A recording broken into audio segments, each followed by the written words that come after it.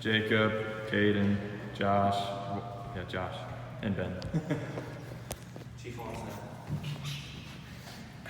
Hello, I am Rory Board.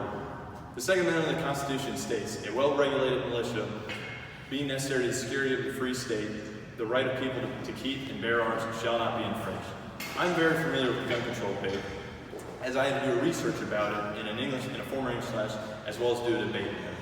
Gun control laws infringe on our constitutional rights and fail to decrease crime and violence in many cases.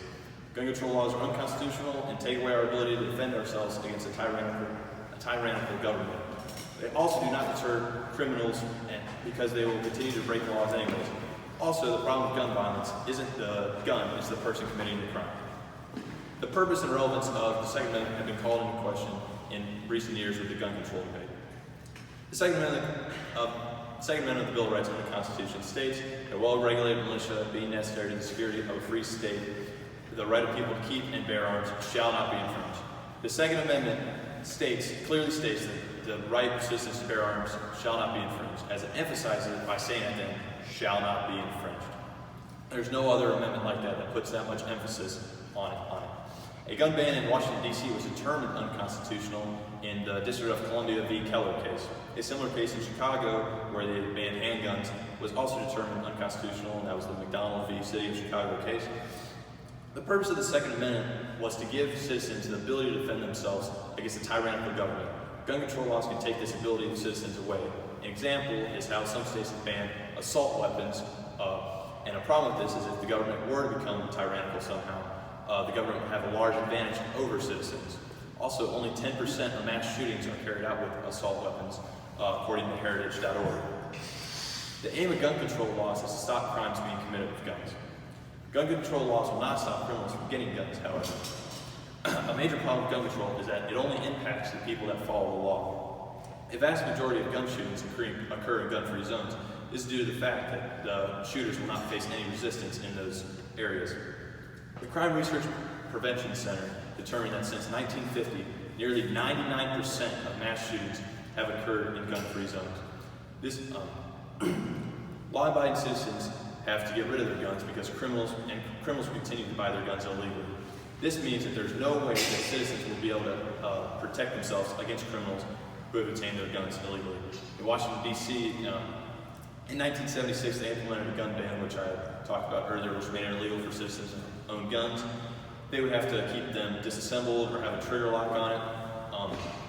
And according to prosecutor Jeffrey Shapiro, the results were not good.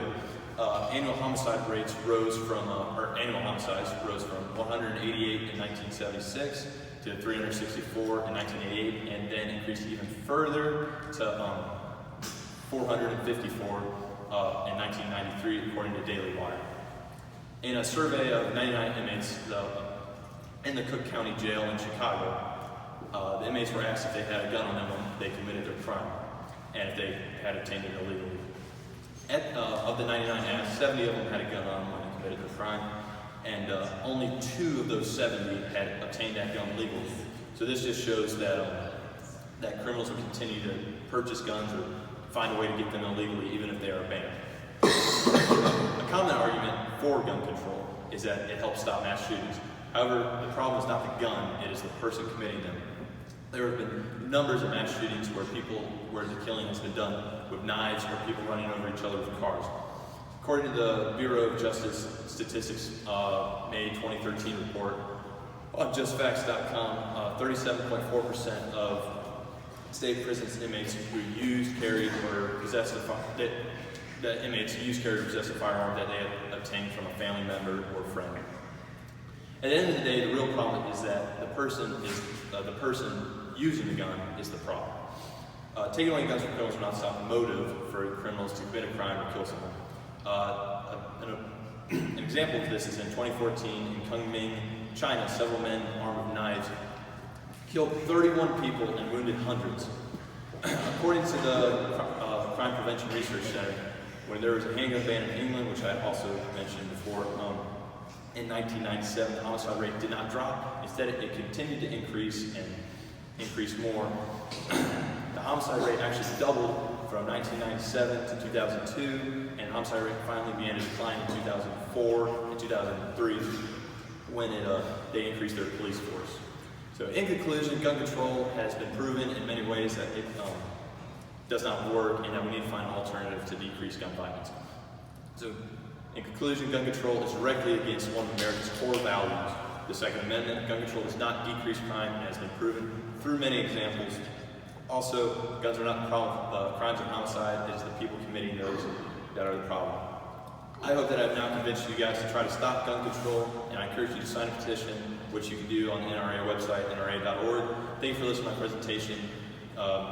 Any questions? No. Josh. So, you gotta show them. Just Josh, say your question. So you brought up the NRA petition. The question for you is, the NRA group being a lobbyist group, would you consider that somewhat corrupt and biased? That's a great question, Josh. If you guys didn't hear, he asked if the NRA, since it's a lobbyist group, would be considered corrupt or biased. And I cannot answer that question because I haven't looked that deep into the NRA to see if they're biased or corrupt at all. So, any other questions, Ben? Why should I sign this petition? Why should you sign the petition?